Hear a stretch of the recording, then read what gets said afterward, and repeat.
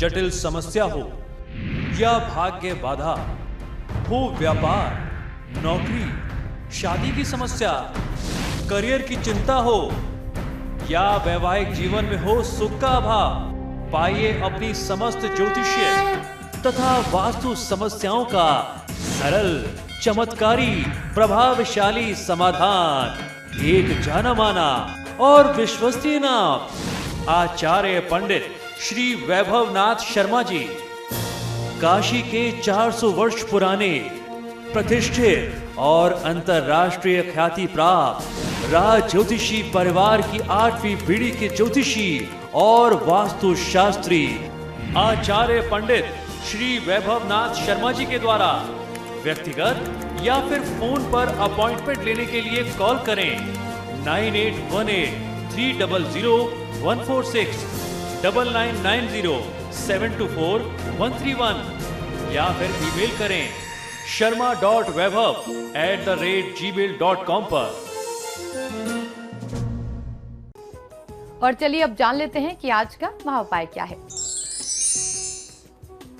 जी बिल्कुल, आज का महाउपाय बहुत ही विशेष है। आज मैं आपको बताने जा रहा हूं कि हनुमान जी को चढ़ाना चाहिए तिल का तेल, सिंदूर का चोला और उसके साथ साथ गुड़ और चने, क्योंकि इस छोटे से उपाय से आपके जीवन की बड़ी से बड़ी कठिनाइयां दूर हो सकती हैं। आइए जानते हैं क्यों और कैसे।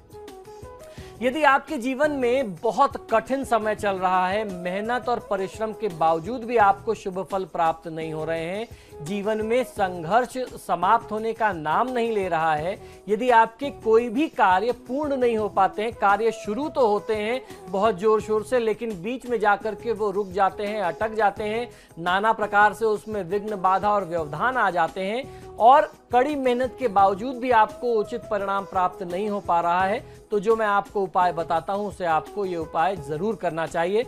यदि आपके घर परिवार में भी निरंतर तनाव और वाद विवाद की कलह क्लेश की स्थिति बनी रहती है तो भी आपको ये उपाय करना चाहिए। यदि आपको आर्थिक तंगी बहुत ज्यादा रहती है, यानी पैसों की तंगी आपकी दूर नहीं हो पा रही है, तो हनुमान जी की पूजा का ये जो उपाय है ये आपके जीवन के किसी भी प्रकार की बाधा और कष्ट के निवारण के लिए सर्वश्रेष्ठ उपाय कहा जा सकता है। हनुमान जी की पूजा शीघ्र मनोकामनाएं पूर्ण करने वाली मानी गई है। ऐसा कहा जाता है कि कलयुग के प्रत्यक्ष देवता हैं भगवान श्री हनुमान।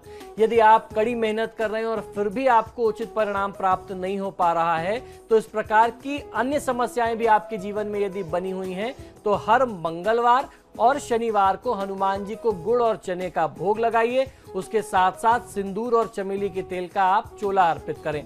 आपको ध्यान ये रखना है कि हनुमान जी का मुख जो है दक्षिण दिशा की ओर होना चाहिए। आप ऐसे मंदिर और ऐसी मूर्ति का चुनाव करें जहां पर हनुमान जी की स्थापना दक्षिणाभिमुख की गई हो, यानी दक्षिण पश्चिम की तरफ उनका मुख हो, तो ऐसे में बहुत अच्छा लाभ मिलता है। कुछ लोग दक्षिण पश्चिम के कोने में स्थापित हनुमान जी की भी पूजा आराधना करते हैं, तो ऐसी परिस्थिति में अगर आपको दक्षिणाभिमुख हनुमान जी ना मिल पाए तो ऐसे में फिर किसी भी मंदिर में जाकर के आप हनुमान जी की पूजा आराधना कर सकते हैं, लेकिन प्राथमिकता जो है दक्षिण मुखी हनुमान की होनी चाहिए, जिनका मुख दक्षिण दिशा या दक्षिण पश्चिम दिशा की तरफ हो। ऐसे हनुमान जी जो है कष्टों को हरने में बहुत ज्यादा प्रभावशाली माने जाते हैं। ऐसे हनुमान जी की मूर्ति को, हनुमान जी को अगर आप गुड़ और चने का भोग लगाते हैं और उनको सिंदूर और चमेली के तेल का चोला अर्पित करते हैं, जिनका मुख दक्षिण दिशा की ओर होता है, तो आपकी प्रार्थना बहुत जल्दी स्वीकार की जाती है और आपकी प्रार्थना जो होती है, पूजा जो होती है, वो बहुत शक्तिशाली होती है। दक्षिण मुखी हनुमान जी को मंगलवार और शनिवार के दिन गुड़ और चने के साथ साथ सिंदूर और चमेली के तेल का चोला अर्पित करना चाहिए तथा धूप दीप अगरबत्ती से हनुमान जी की आरती करनी चाहिए। इसके बाद वहां बैठ करके आप हनुमान चालीसा का पाठ कर सकते हैं, या यूं कर सकते हैं कि आप पहले भोग समर्पित कर लें, उसके बाद हनुमान चालीसा या सुंदरकांड, बजरंग बाण, हनुमानाष्टक, हनुमान बाहुक, जैसी भी आपकी श्रद्धा और आपका सामर्थ्य है वहां पाठ कर लें और पाठ करने के उपरांत आप उनकी धूप दीप कपूर इत्यादि से आरती करा लें। तो इस प्रकार आपको ये उपाय करना चाहिए और ये उपाय कम से कम 4 मंगलवार और 4 शनिवार मिलाकर के कम से कम 8 वारों को ये उपाय अवश्य करना चाहिए। और कुछ लोग चाहें तो इसको नियमित दिनचर्या में भी, यानी सप्ताह में 2 दिन इसको नियम बना करके आजीवन भी इस क्रम को जारी रख सकते हैं। इस प्रकार प्रति मंगलवार और शनिवार को हनुमान जी की पूजा आराधना करने से शीघ्र ही सकारात्मक परिणाम आपको अपने जीवन में प्राप्त होने लगेंगे। बिगड़े कार्य बनने शुरू हो जाएंगे। यदि किसी व्यक्ति की कुंडली में शनि या मंगल से संबंधित कोई दोष है तो हनुमान जी की पूजा से श्रेष्ठ फल प्राप्त होता है। इस दौरान सभी प्रकार के अधार्मिक कार्य, मांस मंदिरा का सेवन, पर स्त्री गमन इत्यादि आपको तत्काल प्रभाव से बंद कर देना चाहिए, त्याग देना चाहिए, उसको आपको छोड़ देना चाहिए।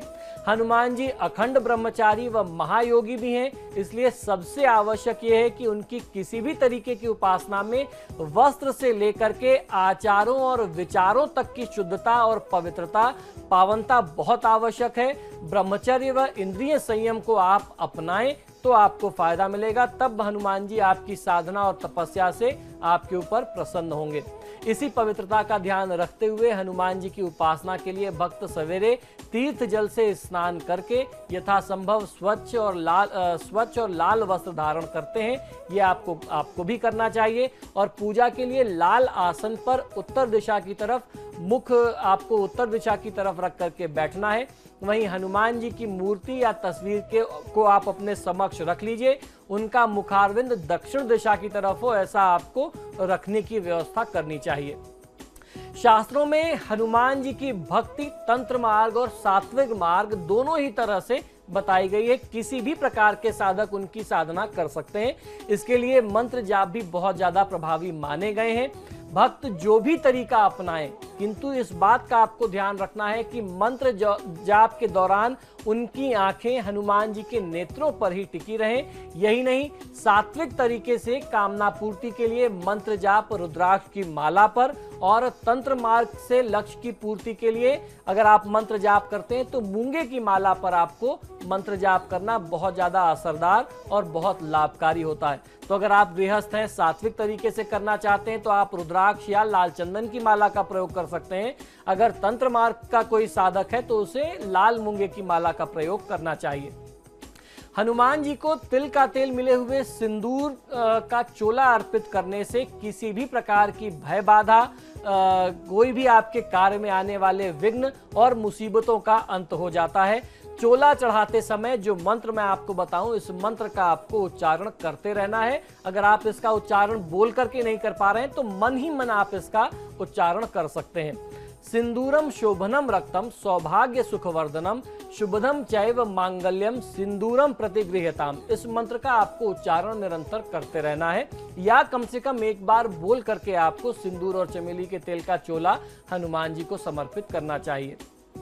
हनुमान जी को लाल या पीले फूल जैसे कमल, गुलाब, गेंदा, सूर्यमुखी या अड़हुल के फूल चढ़ाने से जीवन के हर प्रकार के सुख, वैभव और ऐश्वर्य की प्राप्ति होती है। हनुमान जी को आंकड़े के पुष्प चढ़ाना भी हर कामना को सिद्ध करता है। अगर आपकी कोई मनोकामना विशेष है तो आप उसमें मदार के पुष्प यानी आंकड़े के पुष्प हनुमान जी को समर्पित कर सकते हैं। मनचाही मुराद को पूरी करने के लिए सिंदूर लगे नारियल पर मौली यानी कलावा, जो हम लोग रक्षा सूत्र हाथ में बांधते हैं, उसको लपेट करके हनुमान जी के चरणों में आप समर्पित करें। नारियल को चढ़ाते समय हनुमान चालीसा की इस चौपाई का पाठ आपको मन ही मन करना है। नासय रोग हरय सब पीरा, जो सुमरय हनुमत बलबीरा। तो इस चौपाई को बोलते हुए हनुमान जी के चरणों में सिंदूर लगा हुआ नारियल यानी नारियल पर आप सिंदूर से स्वास्तिक या ओम बना दें और वो उनके चरणों में चढ़ा दें। उस पर कलावा लपेट करके तो आपको फायदा मिलेगा। हनुमान जी को घिसे हुए लाल चंदन में केसर मिलाकर के तिलक लगाने से भी अशांति और कलह की स्थिति से साधक को, जातक को मुक्ति मिलती है, वह कष्ट जो है दूर होता है। हनुमान जी को नैवेद्य चढ़ाने के लिए भी शास्त्रों में अलग अलग समय और अलग अलग विशेष नियम बताए गए हैं। सवेरे हनुमान जी को नारियल का गोला या गुड़ से बना हुआ कोई भोग पदार्थ, गुड़ से बने हुए लड्डुओं का भोग लगाना चाहिए। ठीक इसी तरीके से दोपहर में हनुमान जी की पूजा में घी और गुड़ और आटे से बने हुए मोटी रोटी या मीठी रोटी का भोग आपको लगा करके उनको समर्पित करना चाहिए, या उसके स्थान पर चूरमा भी, जिसे हम पंजीरी कहते हैं, वो भी समर्पित किया जा सकता है। और वहीं संध्या के समय में, शाम यानी रात के समय में हनुमान जी को विशेष तौर पर फल का नैवेद्य ही भोग लगाना चाहिए, क्योंकि हनुमान जी एक बार ही अन्न खाते हैं। तो उस समय में आप हनुमान जी को जामफल, केले, अनार या आम का फल अगर भोग लगाते हैं, ये उनको बहुत प्रिय है, ये वो बहुत मन से स्वीकार करते हैं। और दिन में हनुमान जी जो है अन्न ग्रहण करते हैं, संध्या के समय में वह फलाहार करते हैं। तो शाम के समय में अगर आप उनको फल का भोग लगाएंगे तो भी आपकी मनोकामना बहुत जल्दी ही स्वीकार की जाएगी। तो ये था आज का महाउपाय। बहुत बहुत शुक्रिया आचार्य जी। जय हनुमान। फिलहाल आपके सितारे में इतना ही। देखते रहिए समाचार प्लस।